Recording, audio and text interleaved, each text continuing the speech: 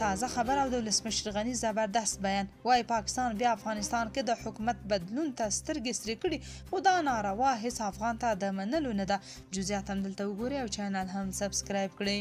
ولسمشر غني په یو پیغام کې پر افغانستان د پاکستان وروستی بمبار غندلی وای د پاکستان لخوا په قهریه قوې د سیاسي بدلونونو ادعاوې په افغانستان کې د مداخلې په معنا ده.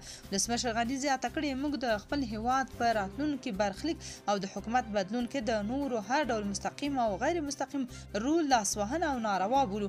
افغانان باید په خپله دا فرصت او امکان ومومي چې د یوې لازمې اجماع له لارې د خپلې راتلونکې پرېکړه چې مشروعیت او ولسي مقبولیت د ښځو او سړیو د حقونو او ازادیو تامین او له نړۍ سره مشروع تعامل ته لاره پرانیزي په خپله وکړي.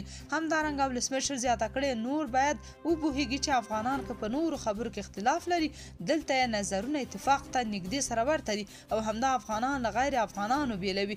زموږ ولس ته په دې حساس پړاو کې پکار ده چې ځانونه د یو ملت په توګه پیاوړي کړي نه د داسې افرادو په توګه چې واک ورته د وسیلې پر ځای هدف ښکاره شي.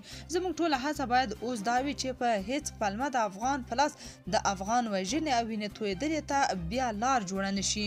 ولسمشر غني ویلي د افغانانو ترمنځ د وینې تویېدلو مخنیوی باید زموږ کاري لومړیتوب وي. زموږ اندېښنه همدا ده چې د ځینو لخوا دا د افغانانو د وینې تویولو یوه بله ترلاسه شوې پروژه ده چې خدای نخواسته د افغانستان د تجزیې لامل نشي. موږ له سخت انتخاب سره مخ یو یا به افغانستان د اسیا پر څلور لارې بدلو او یا به هم افغانستان د نیابتي جګړې پر ډګر بدلیږي. ولسمشر په پای کې لیکلي زموږ د هیواد په چاپیر سیاسي غوغا او پر حاکمیت وسلوال تیر د ترهګرۍ خلاف مبارزې تر پردې او پلمې لاندې ښایي تر یوه د ډیرو لوبغاړو لخوا طرحه شوي او ترسره کیږي او ډول ډول دلایل ورته تراشل کیږي. خو زما له نظره دا هر څه د واقعیتونو د لیدلو پر ځای په احساساتو درول شوي چې نه پکې د وضعیت تعریف او نه کارنده تګلاره شته. اوس په افغانستان او ټوله سیمه کې د یوې تلپاتې سولې د راوستلو او ټینګولو چې الهي نعمت د عاجله اړتیا تر بل هر وخت ډیره شوې ده.